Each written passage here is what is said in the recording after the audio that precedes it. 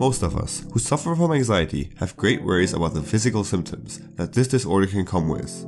And for those of us who've had panic attacks and anxiety for some time now, probably in a sort of way got a hang of them and learned to trust that these are triggered by stress. But it's when these symptoms hit you out of nowhere, when you actually feel completely stress and anxiety free, that they start to freak you out. It's important to understand that we who have an anxiety disorder actually suffer from it because our body and mind are in a hyperstimulated state. Our general stress levels are a lot higher compared to where they should be. This is a state where it does not take much stress to set off an anxiety or panic attack.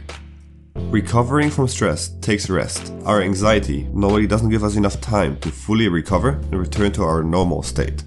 But there will be times that you might think that you feel better or maybe even anxiety free. But that is where you're often mistaken. You might feel better in the moment, but you still haven't fully recovered from your hyperstimulated state. You might have a greater stress tolerance and a higher threshold for stress without getting the symptoms, but it's nowhere close to where they should be. Everyday bumps and issues will always contribute to stress, no matter how silly or minuscule they seem. For someone without an anxiety disorder, these are easily overcome, but for us they can become a problem.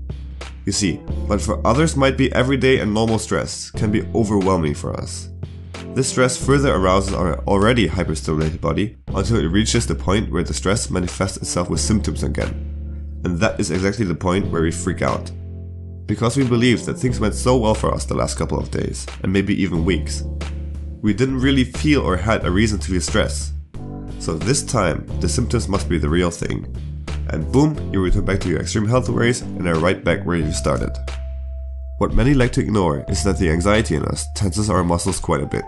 Actually, I believe that the majority of all physical anxiety symptoms can be traced back to muscle tension.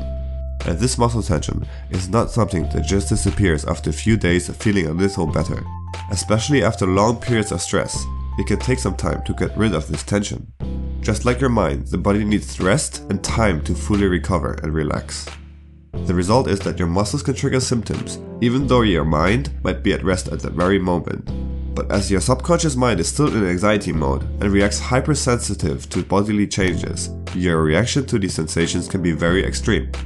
And off you go, back to worrying what might be wrong with you. If you've been someone who was overwhelmed with anxiety every day, but now can string along multiple days feeling anxiety free, that is probably a sign that you are in recovery mode. So here you should always try to remember that setbacks are normal and are to be expected, for the reasons we've just discussed in this video. Try not to let the physical symptoms get you away from your past and right back to where you've started.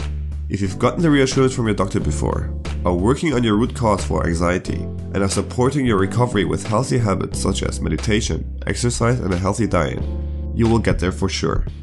Be consistent and always try to keep in mind that recovery will take time. If you've enjoyed the video and want to see more anxiety related content just like this one, consider subscribing.